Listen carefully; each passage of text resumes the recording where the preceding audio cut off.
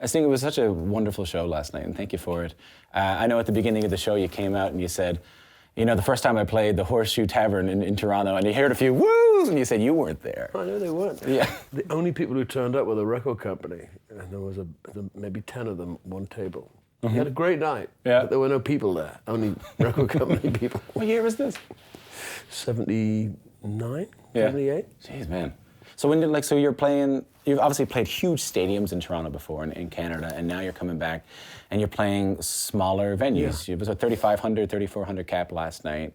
What do you get out of that as opposed to playing the big I think arenas? it's a much better environment to introduce new material in a more intimate setting. So I can explain a song or just more friendly. Mm-hmm. You know, in a large sports arena, people don't want to hear things they don't know.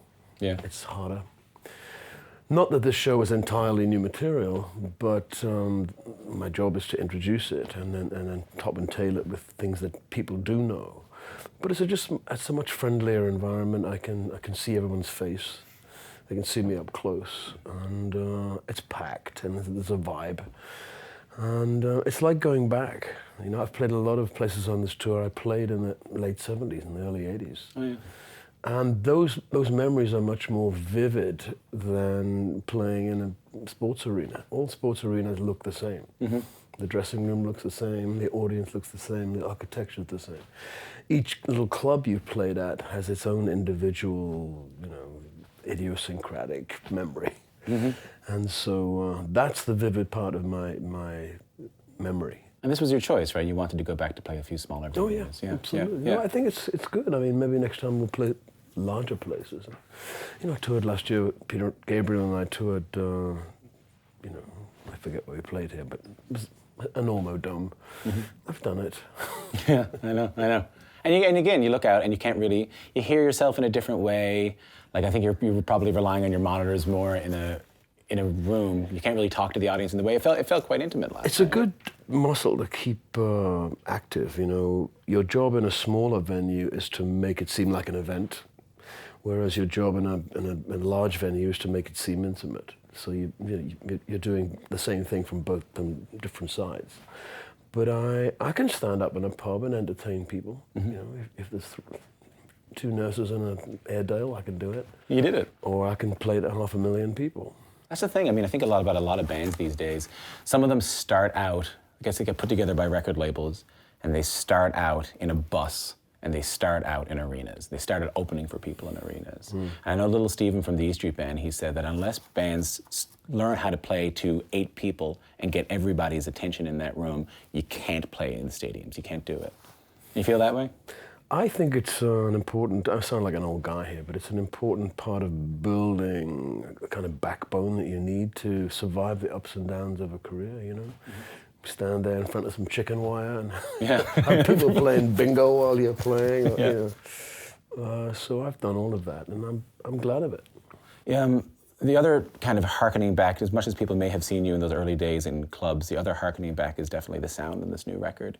It's a more rock and roll sound than I've heard in a long time from you. I definitely hear something a little closer to the early days of playing music in your old band with the Police. Were you surprised at how this record came out, that it sounded a little bit more rock and roll? No, I usually play a trick on myself when I make a record. And the trick I played on myself this time was to make a confession to my colleagues on the first day. I said, I have nothing.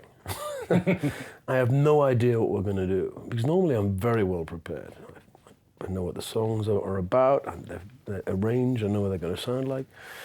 I said, I got nothing. So let's just play musical ping pong. And, you know, they played with me for 3 decades. So they know and trust me, and, you know, music sort of materialized, percolated. Then I would structure it and then write songs. But I said, I also want to finish at a certain date. I want this to take only 3 months. Right. So I think it had a certain energy because of that artificial, you know, limit. Whereas if I'd had an open-ended agenda, then it would have had a different feel.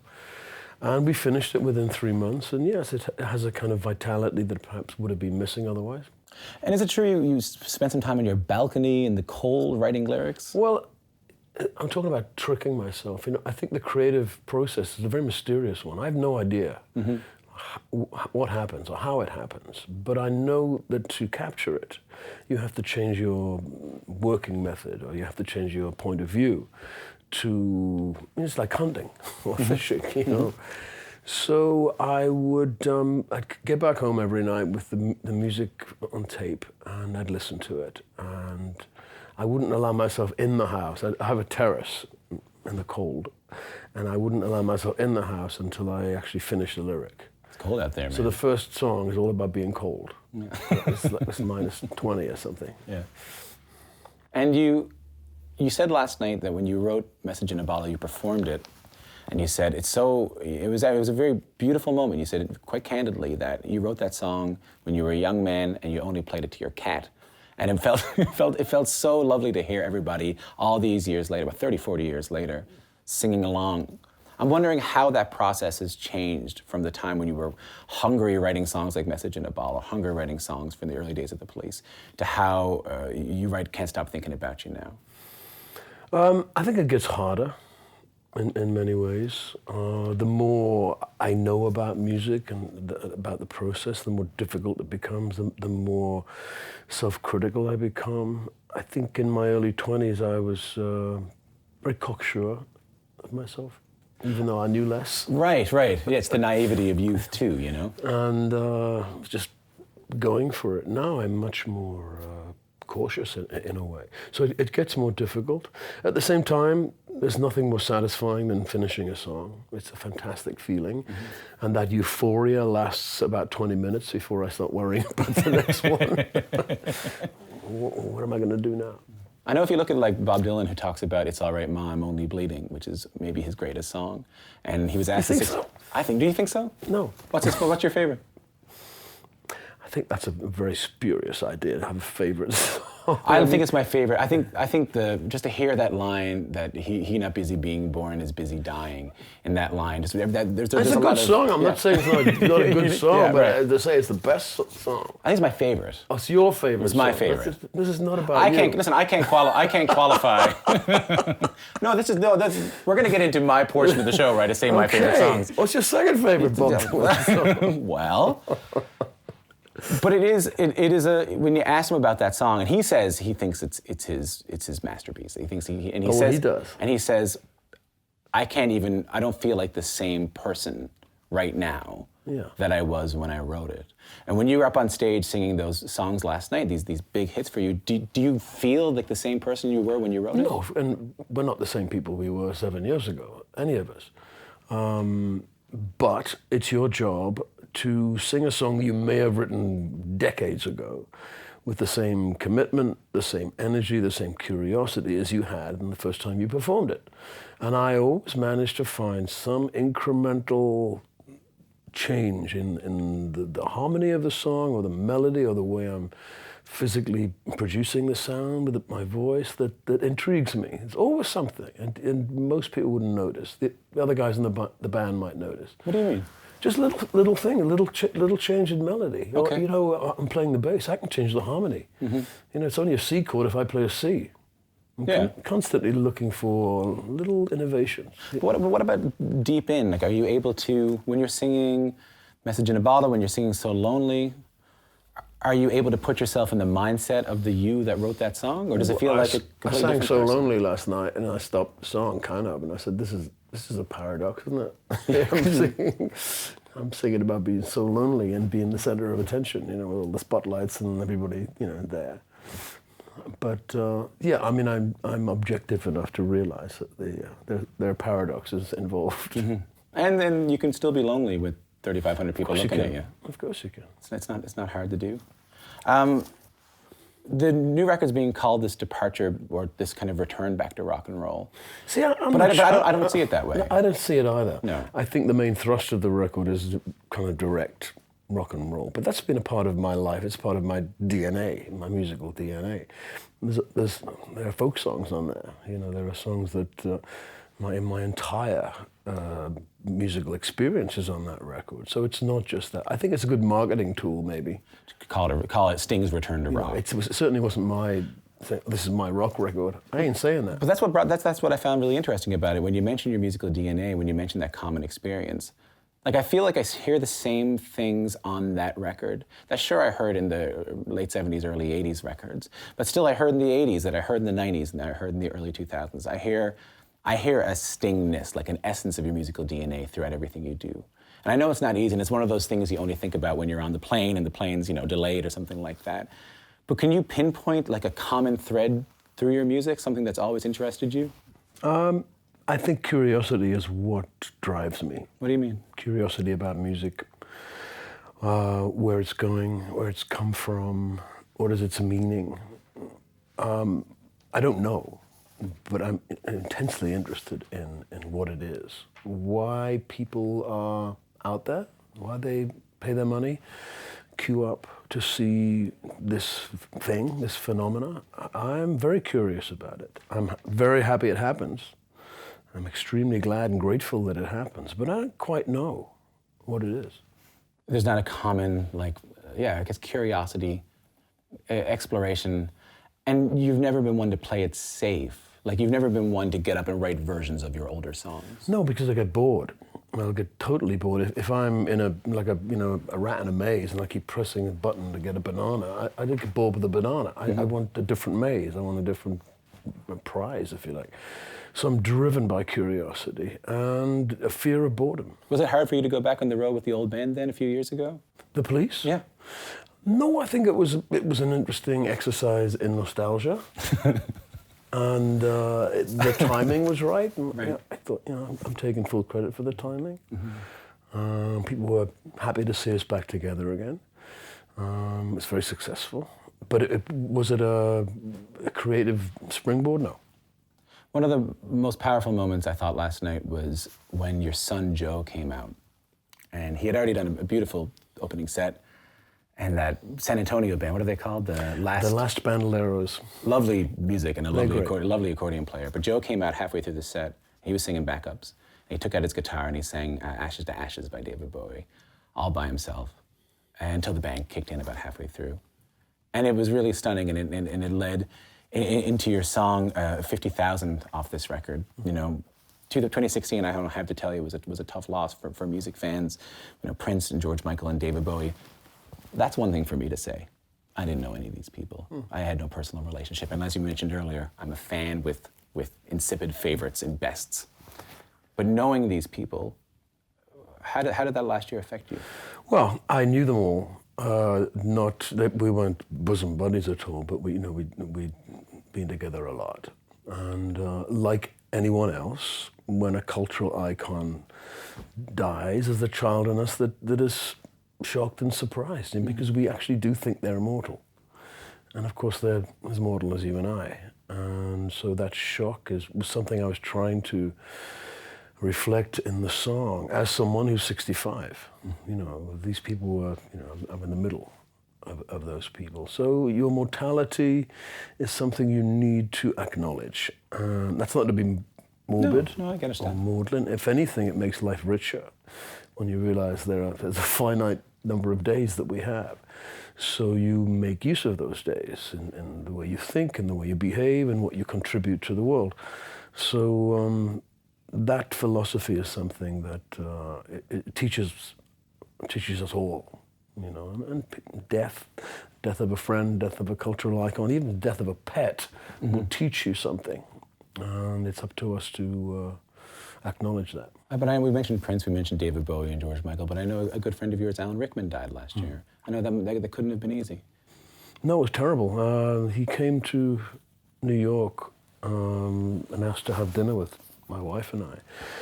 And we had a wonderful night together, and he's regaling us with fantastic stories of the theater and anecdotes, and we just spent the whole night laughing. And then after he died, about 3 weeks later, his wife said, he came to New York to see his friends, and every night he chose some people to just be with, but without telling them. And what a wonderful gift it was to us. So I'll never forget that. It's an old Lester Flatt song, "Give Me the Flowers While I'm Living," But it's not easy to do, and it's not an opportunity we take too often. Does it make you, without again being morbid or maudlin, those playing moments, when you get those couple of hours to yourself. Does it make you change anything about the way you're doing things? Does it make you think about what you attribute your own survival? You seem like a very healthy, well put together gentleman. I'm pretty healthy. Of course, it changes you. You have to evolve as a human being as you get older, and you really have to think about the world you're leaving your grandchildren. I have 6 grandchildren now. It worries me what's going on at the moment. The 6 grandchildren brings to mind, again, I mentioned that your son Joe came out last night and did a wonderful opening set. Sounds a lot like you. Like his voice sounds a lot like yours. I don't know if you find, or that's easy for you to find. I certainly have 50% DNA invested in Joe, but he doesn't sound exactly like me. He sounds like himself, which he should. What's it been like having him out on the road? Wonderful. I was missing a lot from his childhood because I was on the road the whole time. So spending this time as colleagues together it'll never adjust the balance, but it's wonderful, and he's great company, and I respect him greatly, and it's just fun. When you say adjust the balance, just knowing musicians who have been out on the road their entire lives. I know that when I run into them in New York, I run into them in Toronto, and we sit down and have a bottle of beer. They're happy to be there, but most of the time they end up talking to me about how, God, I'm missing kindergarten, or I'm missing, I'm missing a dance recital, or I'm missing this. Oh, I didn't miss kindergarten. No, I didn't miss any of that. What do you mean? Well, no, I like being a father, and I think I got the balance kind of right, between my road life and my family life. But going to pick the kids up from school was a nightmare for me. Right. But it sounds like there was a turning point, like you said. You said, it's nice to have Joe on the road, and it didn't quite mitigate that early experience I had with him. But was there a turning point where you said, well, I need to make a change, I need to reconnect? I certainly wasn't going back to kindergarten. My kids were grown up when I could make the connection more. And, because I was on the road. That's what I did. I provided for them, and I had to work. As things got easier, then I could spend more time with them. But at the beginning of their lives, it was hard. Is it funny, I guess, seeing your kids who are musicians themselves go out on the road as the child of Sting, whereas you had to go out pretty early days and prove yourself? Well, I haven't encouraged them to do it. And if the only thing I ever taught them was by example, I would sit at home and practice. So I have 2 musicians. There are 4 kids, 2 of them are musicians, and they would see me practicing and playing scales and arpeggios. That's how you become a musician. So that's what they did, and they taught themselves basically. But I would never have encouraged them to enter show business. That would not have been my desire at all. But they have it in them. They have to prove themselves, and they do. Do you think of yourself as more of a musician than an entertainer? Yeah. What does that mean to you? Again, it's about curiosity, about the technical curiosity about how music is made, how it's composed. The more you find out about music, the less you know. Arranging and harmony and counterpoint. And the more you wish you studied math in school, I find. Yeah. So is the entertaining part getting up and telling those stories, and is that a chore, or is that just a necessary evil? My comedy method is just to tell the truth, and people start laughing. Right now. Well, yeah, that was the truth, and I started laughing. Yeah, it's funny. But I can think when you told that story about going up in the horseshoe to nobody, and only were you going up to nobody, but you kind of were nobody at that point. And there's a certain freedom, man. There's a certain freedom in going out on your own and trying it. People ask me about this statement I've made about not leaving any vast fortune to my children. I didn't know that.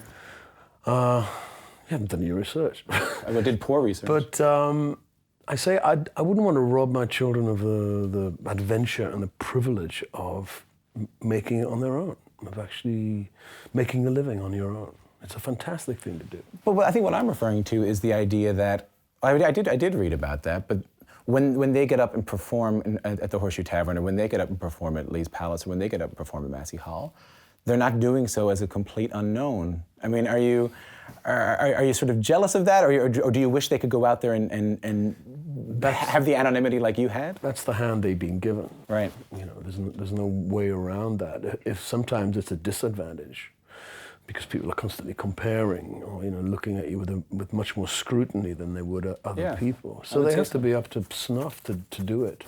Happily, they are. And the greatest compliment I've had about my kids this week as performers is what a work ethic they have. My daughter Elliot, this guy from the radio station said, "Wow, she's got an amazing work ethic, and she takes nothing for granted." I said, "She's my kid." And that seems to be the thing that really defines you, in addition to your musicianship, is the idea that, and I think this is something that people ignore from musicians. They think, oh yeah, you write a couple of songs, you get lucky, you go on the road. But it's a considerable amount of work. I think there's a certain amount of luck at first, and then you have to get smart real quick. I want to talk a little bit about how this is a very timely record. I mean, it's no secret this is a very uncertain political climate. I mean, even in Canada, we're feeling that. You address a lot of this in 57th and 9th. I know you sang I'm an Englishman in New York last night, and I thought that was such a poignant thing to be an Englishman in New York, to deal with both the election of the current US President, Donald Trump, and Brexit, in both realities in your life. How are you doing with that? Not very well. What do you mean? I think Brexit is a huge mistake, which is people are coming to realize that, unlocking us from the largest market in the world is not something that has any kind of sense to it. I think people were misled by the press, by certain interested parties. And the same with the Trump administration in America. I think people have been misled. And it's not looking good. I mean, my biggest fear is that the reversal of any progress that's been made with the environment, which I think is the major thing all of us face. And, getting rid of the EPA, it's insane. Or leaving the Paris Accords, not good. But you start the Rainforest Foundation back in 1989. You mentioned the environment there. How are you feeling? Hopeful about our future in the environment? How is this making you feel? No, I'm not feeling hopeful. I have to keep working at this, but things are going the other way. The climate is changing. It's not a hoax. No, of course I'd love not. to live in that world, by the way. I would love to live in that world where climate change is a hoax, where all of the scientific evidence is actually wrong. I'd be very happy to live in that world. And it's manufactured by the Chinese. But it is a fantasy, and we just have to wake up to that. That can lead you to cynicism. Like, that idea can lead you to cynicism, and you don't strike me as a very cynical person. I'm not cynical. So how do you combat cynicism? Because that seems to be the thing that people are it's an empathetic question, and it's a cynical question. How do you deal with not having these things that went against the way you wanted to go? I think you just have to keep doing the work. We have a foundation that's now in its 28th year. We operate in 21 countries, on 5 continents. We do, small projects. We fund clean water, education, stewarding of the rainforest. It's small work, but it's useful work. Just keep at it, And part of your advocacy, or part of at least what I perceived as advocacy, I don't want to put words in your mouth, but one of the most touching moments on the record was the Inshaallah song, the song you did with the refugee musicians from Aleppo. Tell me about how that came together. Inshaallah is a beautiful Arabic word that has many different shades of meaning. It literally means, if it's God's will, I will submit. It's courage, it's resilience, it's a lot of stuff. Anyway, I was writing about the boat people trying to escape from Turkey to Greece, and their predicament from an empathetic point of view. I'm not offering any political solution. I don't have one. Except if there is a political solution, or any kind of solution, it has to be based on empathy. They are human beings like us. And if I was a family man and I was living in a war-torn country, I'd want to escape with my family. that's human. And all of us are immigrants, all of us. How did, as a curious person, what did you learn from spending time with these people? Well, I went to Berlin and I sought out some musicians who lived there, who were from Syria. They were actually from Aleppo. Aleppo is the sort of Nashville of Arabic music. Right. You'd go to Aleppo Yeah. to learn your craft. These guys were oud players, they were darbuka players, flute players, and I sought them out in Berlin. They were happily, settled there, and they told me their stories, how they got out, and what they were doing now. And I almost asked their permission to do this song, so I performed a version of the song with them. Mm-hmm. It's on a special version of the record. But it was important for me to do that and to hear their stories. I think about that. I think about the power I felt in that song. But I have a friend of mine who's a jazz professor in the west coast of Canada. And he said to me one time in a very cynical, we were just talking about cynicism, in a very cynical moment, he said, Tom, sometimes I think the only music that can make anyone do anything is a siren. Is a siren, because it makes you pull over. It's a pretty cynical way of looking at the world, but as someone who's been involved in advocacy and music for so many years, where have you landed on the impact that music alone can have? Music can't change things overnight. It can only plant seeds in people's minds. Sometimes I look out into a large audience and you think, well, maybe one or two of the people out there will become part of the political class, be change makers in the future. And you can plant a seed in their minds that may bear fruit down the line, but that's all you can hope for. You can't, yeah, music itself, Pete Seeger even towards the end of his life said, I've realized that music itself can't do it. There needs to be advocacy attached to it. Yeah, you have to be, yeah, absolutely. I think it's naive to assume it. None of us ever say that when we're not changing the world with music at all, but you can plant a seed. You can, yeah, well, I think about how many people investigated civil rights in the northern part of the United States after hearing Bob Dylan. How many people looked into labor issues after hearing Billy Bragg, labor issues after hearing Pete Seeger. I want to go back to this idea of curiosity to close things off. I mean, I feel like we've talked a little bit about that common thread of curiosity, but also of the entertaining, going back to your old material. You've had a very divergent career, and you've had a very diverse career, and I've been a fan all along. Where do you see things going next? For me? Yeah. I have no idea. No? No, I have really no idea what I'm doing next. I'll take this tour up till the middle of August, take a few weeks off, and then start to get anxious. And what's that process like? Are you listening to different music? Are you thinking about it? Are you... I'm thinking a lot. Yeah. I'm thinking a lot. I'm going to put my play on in England next year, The Last Ship. Mm-hmm. But apart from that, I don't have any agenda. Well, it's been a pleasure speaking with you. Nice to talk to you too.